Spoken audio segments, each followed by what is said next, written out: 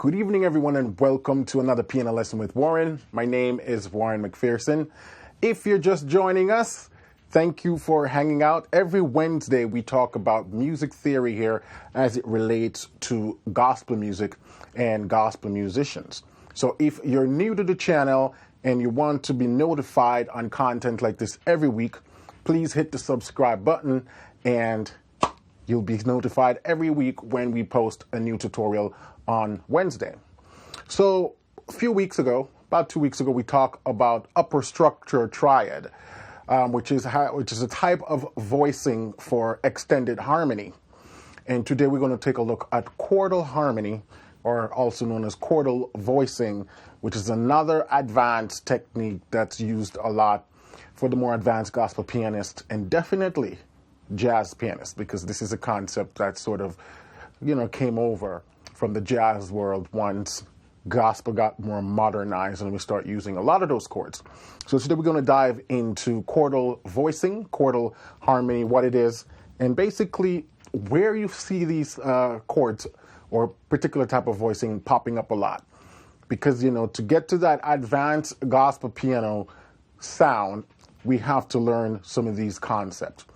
Okay, so the word quartal has to do with fourths. And it's basically saying these are chords that are voiced with fourths stacking on top of each other. And so we have this that is known as a perfect fourth. We also have the augmented fourth, known as the tritone. So these are the two types of fourths that you'll see popping up a lot throughout this tutorial. Okay? So stay tuned. We're going to jump into that in a little bit. So perfect fourths and augmented fourths. And so when we stack two of those together, you get that nice sort of ambiguity sound, that modern spacious sound. This right here is basically an F suspended 4 chord, a triad. But if you drop the C an octave lower, then you get this nice voicing.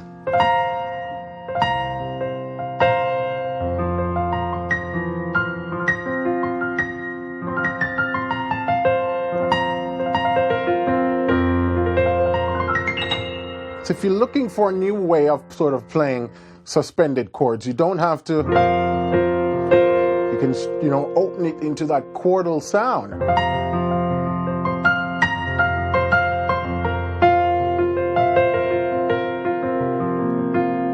And that's more on the easier side. But let's take a chord, say like C 13th. It's a popular chord, dominant chord. You can voice play a 13th chord on the 5 chord of a song. A lot of the times, you can also, in your 2-5-1 passing, you can make that 5 chord a 13th. This is in its root position. But you can also open up this chord to get a more quartal sound, like this. This is what I have over here. Interval of a perfect fourth, from A to a C is a fourth, C to A, E to A, and then we have from A to D. And if we want, we can even go from D to G, and we can open up the sound like that.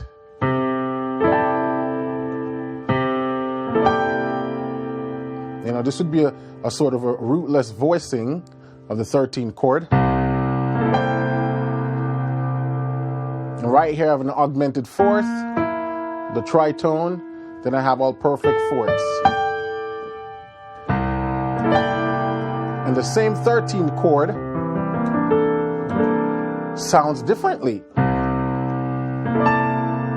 because of those stacked fourth we have. So this is a particular type of voicing. And if you start to shift stuff, then it gets even,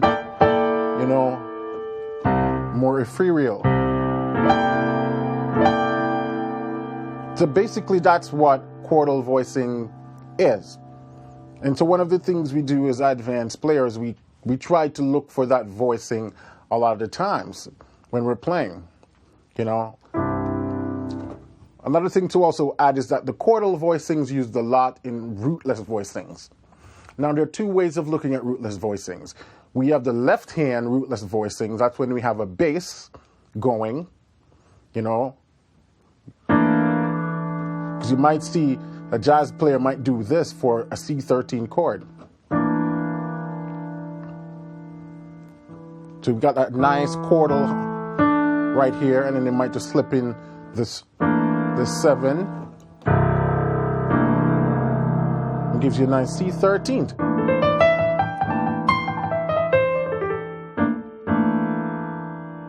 But we can also do rootless voicings for the right hand when we're doing more bass heavy left hand stuff. For example, if I take a 1-6, 2-5, I can voice my 1 like this. Just a nice, clean voicing.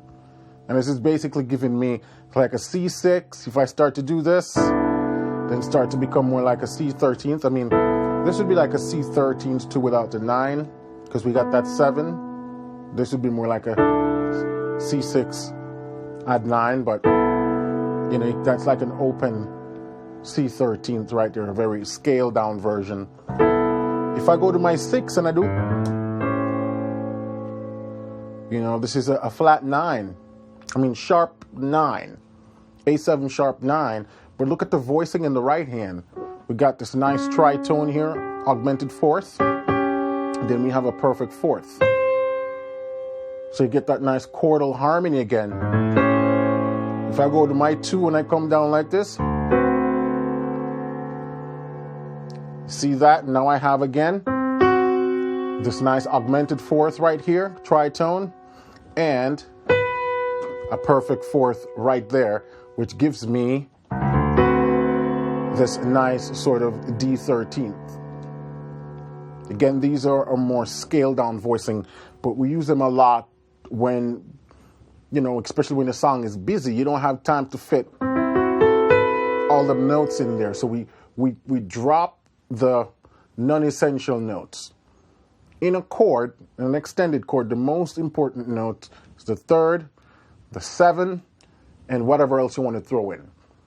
So if you want to throw in a 13th, you got to make sure you have that 3rd and 7th. If you want to throw in a 9th, or a sharp 9th, or a flat 13th, whatever it is, you got to make sure you have at least that root and 3rd. So depending on how you voice the root and 3rd, you're always going to get that sort of interval of a tritone between not the root and 3rd, the root and 7th. Get this nice tritone interval right here. So I can do stuff like...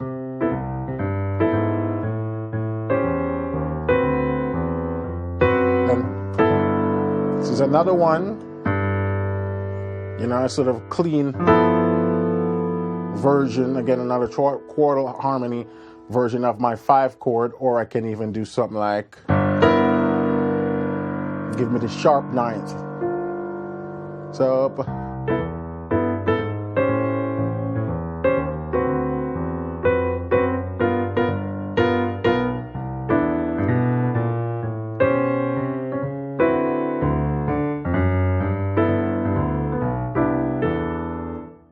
those are some of the times you'll find that we do a lot of scaled down, just like quartal voicing in either the right hand or the left hand. Because if I had a bass man walking what I was just doing, I could do just that in the left hand, you know? Where they solo. Then.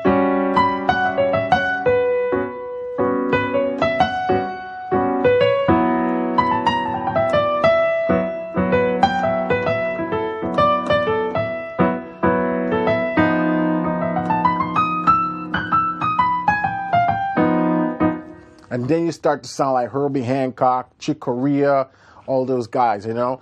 A lot of that kind of open chordal harmony. This is something you definitely have to experiment with. Let's take a song like, say...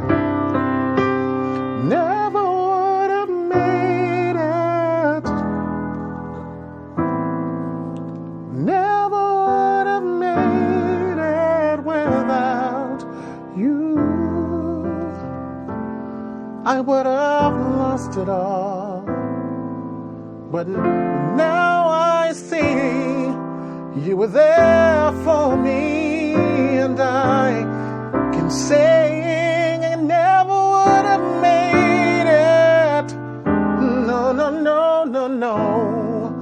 So on that 7-3-6 that I do right there, instead of just playing a 3 chord, I extend it and play this chord right here, which is an E altered chord, a sharp 5. Actually, this is a flat 13th, but yeah, it's a altered chord. We got this flat 13th here. We got that sharp 9. If I drop the 5th from the left hand, then it just becomes a sharp 5, sharp 9. So that's why I always call it altered chord, whether or not it's a 13th or a 5. It's basically the same note. But instead of using this voicing, I can open this up to give me a quartal voicing. See in that right hand? We got 2 perfect fourths stacked. And it's my same chord. It's the same chord. I just, second go. Never would have made it. And you hear that a lot in gospel, that shift is where they take that quartal sound and just shift it down a half step. Yeah. They generally do it with that right hand. Never would have made it. Never would have made it without you. And these other chords you can turn into quartal voicing also. So for example, when I even catch this 7, never would have, instead of doing that minor 7 flat 5, we can do a, and then if we open that up, see what we get in the right hand? Quartal voicing. So then that turns into never would have made it. So you have the back thing. Then never would have made it. Then without another quartal voicing. Without you, I would have lost it all. Now I see you were there for me, and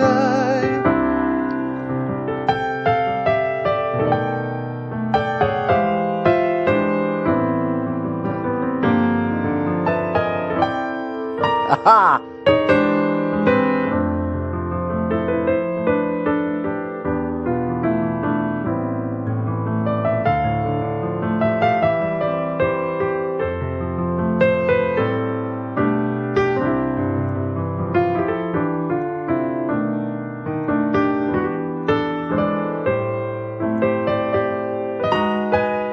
And I can roll tritone substitution with the quartal harmony.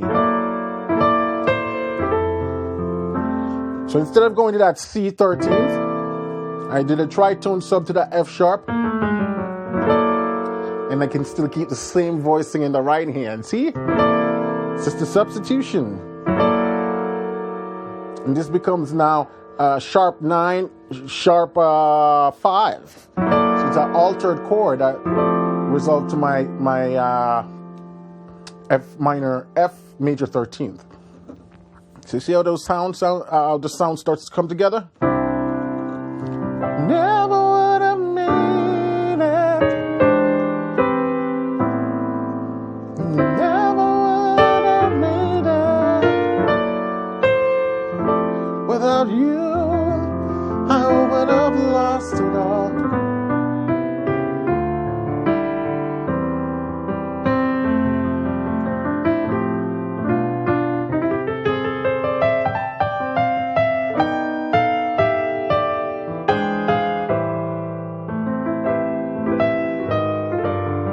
Or you can go Or, that's it right there. So I'm just doubling up the chords. My C13th, Quartal voicing. Then, and this is just the 6th chord, 6-9, that shifts down. Yeah, having some fun right here. From that 5 chord to my.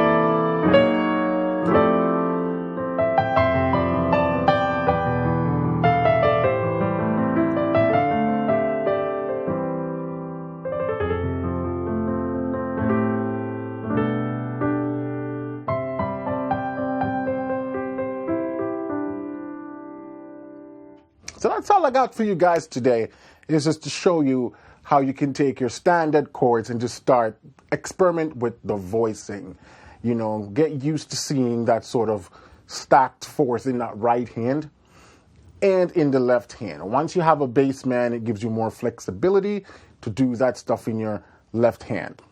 And that's basically how you use chordal voicing. Yeah, chordal harmony. If you love this content and you have not subscribed yet, please hit that subscribe button down below and give me a thumbs up. Leave a comment in the comment section. I would love to hear from you. And if you're serious about taking your piano playing even to another level, you got to get beyond YouTube. YouTube's a great resource for us to hang out and share ideas.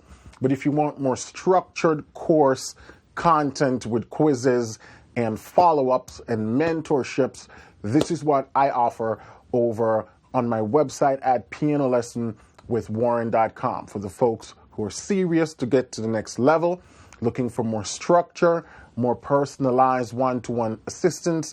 You can head over there and check that out, become a member to the courses, and you get access to my entire catalog of over 300 lessons. You know, a lot of the courses comes with MIDI files, LMS files, scores. We do weekly private group sessions, what I call hot seat mentorship sessions, where we just hang out and discuss stuff about piano. Individual people get to play and we critique. Just wonderful stuff. So if you want more of that stuff, you want more of this stuff that we just talked about today, head over there and check that out. All right? Remember that every Wednesday we are right here. We're talking about piano lessons. We're talking about getting better as a gospel musicians. And so I take all the jazz theory and the classical theory and whatever other theory exists, and I compact that and I teach you how you can apply these things to your worship sessions, to your gospel music, without, making it just sounds weird and ruining the songs. Or you can personalize it and give it that modern taste that you hear all the other guys playing, okay? So don't forget to hit that subscribe button so we can stay connected. I'm also on all the other social platforms, mostly more active on Facebook and Instagram. So Piano Lesson with Warren, you'll find me over there too if you're more into that sort of social following and stuff like that. So I will catch you next week, all right? Talk soon.